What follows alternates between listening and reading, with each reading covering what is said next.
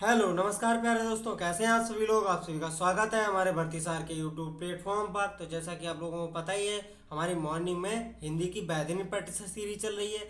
तो उसी का आज प्रैक्टिस सेट नंबर 31 है, यानी 31 प्रैक्टिस सेट पर पहुंच चुके हैं हम लोग। जिन्होंने हमारे प्रीवियस प्रैक्टिस सेट नहीं देखे वो हमारी प्लेलिस्ट को फॉलो कर सकते हैं। तो चलिए बिना किसी देरी के आज का बेहतरीन प्रैक्टिस सेट स्टार्ट करते हैं। महाराष्ट्र में गणेशोत्सव की गौरवशाली व रही है, क्या रही है? गणेशोत्सव की गौरवशाली व वैभवशाली परंपरा रही है। इसका राइट आंसर होगा ऑप्शन नंबर 4। ठीक है, गणेशोत्सव की गौरवशाली व वैभवशाली परंपरा रही है। नेक्स्ट क्वेश्चन की तरफ चलते हैं हम लोग। क्वेश्चन नंबर 2, तुम बैठो मैं अभी आया, इस वाक्य में प्रयुक्त काल कौन सा है? तुम बैठो मैं अभी आया, तो इस वाक्य में प्रयुक्त वाक्य है, तो इसका राइट आंसर होगा ऑप्शन नंबर 2, वर्तमान काल। मतलब वर्तमान में बात चलिए, तुम बैठो मैं अभी आया। ठीक है, वर्तमान काल का है। मौजूदा समय में कोई स्थिति या किसी घटना के होने का संकेत मिलता है तो उसे वर्तमान काल ही कहते हैं। नेक्स्ट क्वेश्चन की तरफ चलते हैं हम लोग। क्वेश्चन नंबर 3, कागा चला हंस की चाल डेड डेडस या लोकोक्ति पूर्ण करने का उचित विकल्प है। तो कागा चला हंस की चाल, तो इसका पूर्ण रूप होगा हंस रहा ना कागा। मतलब कागा चला हंस की चाल तो हंस रहा ना कागा। ठीक है, तो इसका पूर्ण लोकोक्ति ये हो जाएगी। नेक्स्ट क्वेश्चन की तरफ चलते हैं हम लोग। क्वेश्चन नंबर 4, दिए गए विकल्पों में से विभावना अलंकार का उदाहरण पहचानिए। इसमें दिए गए विकल्पों में विभावना अलंकार का उदाहरण कौन सा है? तो इसका राइट आंसर हो जाएगा ऑप्शन नंबर 3, श्याम और किमी कहो बखानी। श्याम और किमी कहो बखानी, ये विभावना अलंकार का उदाहरण है। नेक्स्ट क्वेश्चन की तरफ चलते हैं हम लोग। क्वेश्चन नंबर 5, मुझे आपके हस्ताक्षर चाहिए, इस वाक्य में हस्ताक्षर शब्द क्या है? तो इसमें हस्ताक्षर शब्द है वो नित्य बहुवचन है। मतलब ऑप्शन नंबर 3, हमेशा बहुवचन में ही प्रयोग किया जाता है हस्ताक्षर शब्द। नेक्स्ट क्वेश्चन की तरफ चलते हैं हम लोग। क्वेश्चन नंबर 6, आईने आईने डेड डेडस क्या दोष है? मतलब आईने की क्या दोष है, आईने के लिए क्या दोष है, आईने को क्या दोष है, आईने का क्या दोष है? तो ऑप्शन नंबर 4 इसका राइट आंसर हो जाएगा, आईने का क्या दोष है। नेक्स्ट क्वेश्चन की तरफ चलते हैं हम लोग। क्वेश्चन नंबर 7, राम डेड डेडस खाना हुआ। राम ने खाना हुआ, राम का खाना हुआ, राम पर खाना हुआ, राम में खाना हुआ। तो इसका राइट आंसर होगा ऑप्शन नंबर 2, राम का खाना हुआ। ये रिक्त स्थान की पूर्ति करेगा। नेक्स्ट क्वेश्चन की तरफ चलते हैं हम लोग।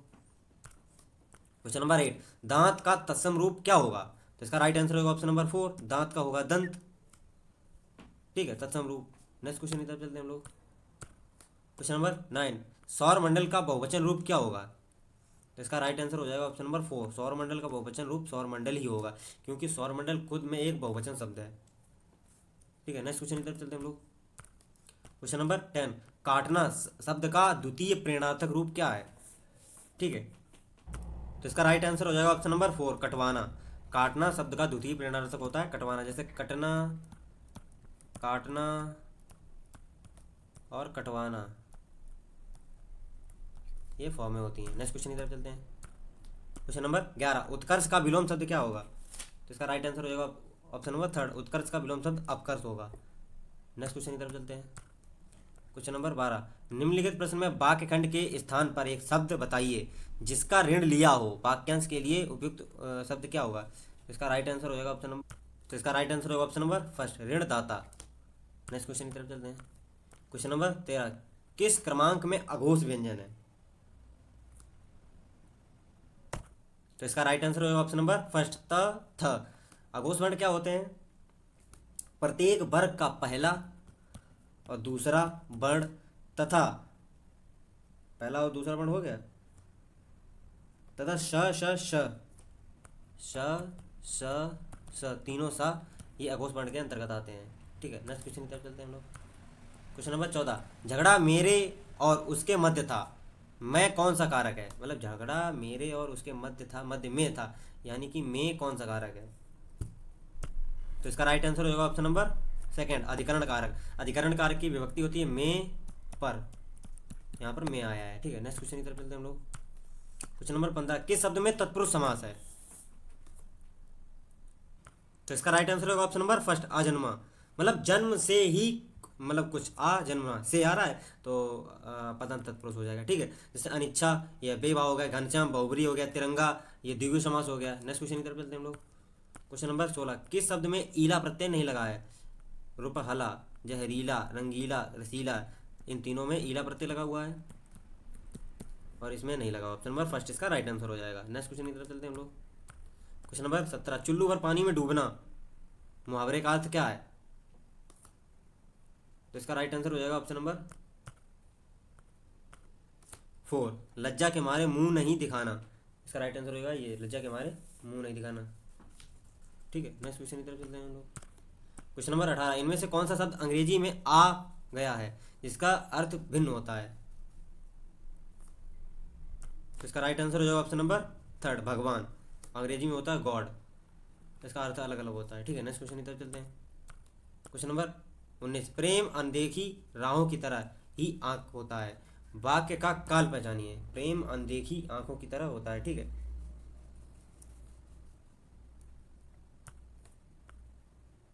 तो इसका राइट आंसर हो जाएगा ऑप्शन नंबर 4, सामान्य वर्तमान काल। प्रेम अनदेखी राहों की तरह ही आंख होता है। ठीक है, नेक्स्ट क्वेश्चन की तरफ चलते हैं हम लोग। क्वेश्चन नंबर 20, काजल की रेख सी कतार है खंड, इस पंक्ति में अर्थालंकार को शब्द भेद झलकता है। ठीक है, तो इसका राइट आंसर होगा ऑप्शन नंबर 2, उपमा अलंकार। काजल सी रेख सी कतार है। ठीक है, तो इसमें सी आया, सा आया, तो इसका राइट आंसर होगा ऑप्शन नंबर 2, उपमा अलंकार। नेक्स्ट क्वेश्चन की तरफ चलते हैं हम लोग। क्वेश्चन नंबर 21, दिए गए विकल्पों में से सही का रिक्त स्थान पूर्ति कीजिए। परभृत का पर्याय है, मतलब परभृत का पर्याय क्या हो जाएगा? तो इसका पर्याय होगा ऑप्शन नंबर 4, बगुला। परव्रत का पर्यायवाची होगा बगुला। सांप के पर्यायवाची क्या क्या होते हैं? जैसे उरग हो गया, फणी हो गया, विषधर हो गया, विषधर, ये सर्प के पर्यायवाची होते हैं। ठीक है, कोयल के पर्यायवाची होते हैं पिक, कोकिल, बसंत, ये कोयल के पर्यायवाची होते हैं। ठीक है, नेक्स्ट क्वेश्चन की तरफ चलते हैं हम लोग। क्वेश्चन नंबर 22, काली घटा का घमंड घटा प्रयुक्त अलंकार कौन सा है? तो इसका राइट आंसर हो जाएगा ऑप्शन नंबर 3, अनुप्रास अलंकार। काली घटा का घमंड घटा, तो इसमें घटा 2 वर्ड आएगा लेकिन इनका अलग अर्थ अलग अलग होता है। ठीक है, नेक्स्ट क्वेश्चन की तरफ चलते हैं हम लोग। क्वेश्चन नंबर 23, दिए गए विकल्पों में से शुद्ध शब्द छांटिए।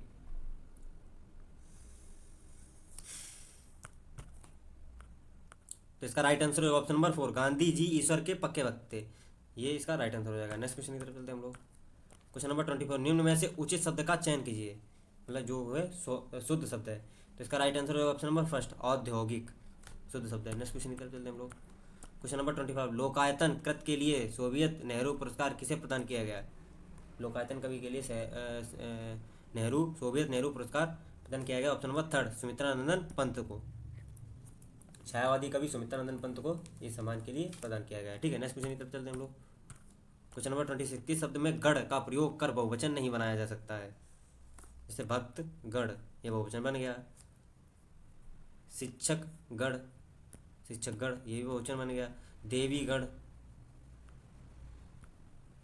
ये भी बहुवचन बन गया। ठीक है, लेकिन नेतागढ़ बनाओगे ना, नेता जन होता है।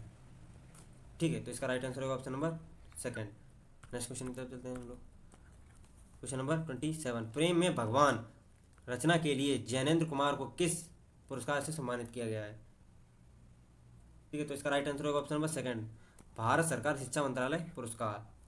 नेक्स्ट क्वेश्चन की तरफ चलते हैं हम लोग। क्वेश्चन नंबर 28, भारत के रससूत्र में निम्नलिखित में से किसका उल्लेख नहीं है? तो आचार्य भरत का मत है कि विभाव, अनुभाव और व्यभिचारी भाव संचारी भाव के संयोग के रस के निष्पादित होते हैं। तो इसका राइट आंसर होगा ऑप्शन नंबर 3, स्थायी भाव। नेक्स्ट क्वेश्चन की तरफ चलते हैं हम लोग। क्वेश्चन नंबर 29, जहाँ उपमेय का निषेध करके उपमान का आरोप किया जाए वहाँ होता है। तो इसका राइट आंसर होगा ऑप्शन नंबर 3, अपनुति अलंकार। नेक्स्ट क्वेश्चन की तरफ चलते हैं। क्वेश्चन नंबर 30, जिस छंद के पहले तथा तीसरे चरण में 13 और दूसरे और चौथे चरण में 11 मात्राएं हों, तो इसका राइट आंसर होगा ऑप्शन नंबर 4, दोहा। ठीक है, नेक्स्ट क्वेश्चन की तरफ चलते हैं हम लोग। क्वेश्चन नंबर 31, निम्नलिखित में से कौन सा एक उपन्यास जैनेन्द्र द्वारा रचित है? तो इसका राइट आंसर होगा ऑप्शन नंबर 2, परख। जैनेन्द्र की कुछ अन्य कविताएं जैसे परख हो गई, सुनीता हो गई, त्यागपत्र हो गई, त्यागपत्र, सुनीता, ये कुछ इंपॉर्टेंट किताबें थी। नेक्स्ट क्वेश्चन की तरफ चलते हैं हम लोग। क्वेश्चन नंबर 32, अपने अपने राम उपन्यास की रचना किसकी है? अपने अपने राम उपन्यास की रचना है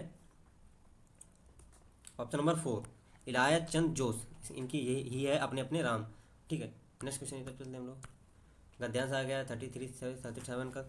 गद्यांश को रीड करते हैं, उसके बाद क्वेश्चन आंसर डिस्कस करते हैं। स्वर्ग का द्वार केवल बालकों के लिए खुलता है।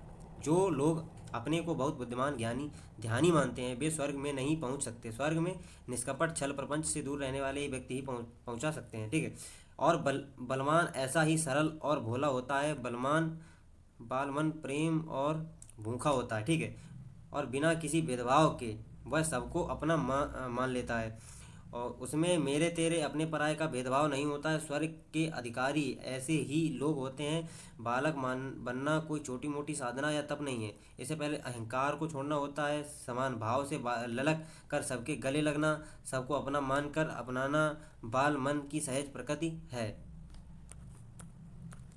जो लोग इस संसार के मायाजाल में फंसे हैं, राग द्वेष में लिप्त हैं, सत्ता लोलुप और अधिकार प्रिय हैं, जिन्हें हिंसा और पाप से डर नहीं लगता, जो केवल स्वयं को प्यार करते हैं, वे स्वर्ग सुख से वंचित रहते हैं। बालक अपने ही लालन पालन और शिक्षा का भार अपने पिता पर डालकर निर्भीक और निश्चित रहता है। इसलिए जो स्वर्ग में रहने वाले पिता पर विश्वास करता है वही स्वर्ग में रह सकता है। वह पिता अपने पुत्र को प्यार करता है। जो बात वह ज्ञानियों और समझदारों से भी छिपाकर रखता है उसे अपने बालक अपने पुत्र पर प्रकट कर देता है। इसलिए स्वर्ग में पहुंचने के लिए उस पिता का बालक पुत्र का बनना आवश्यक है।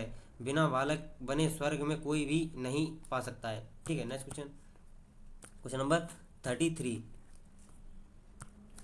कौन कौन स्वर्ग नहीं पहुंच सकते? तो इसका राइट आंसर होगा ऑप्शन नंबर फर्स्ट, माया में लिप्त लोग जो है वो स्वर्ग नहीं पहुंच सकते। नेक्स्ट क्वेश्चन की तरफ चलते हैं हम लोग। क्वेश्चन नंबर 34, बालमन किस चीज का भूखा होता है?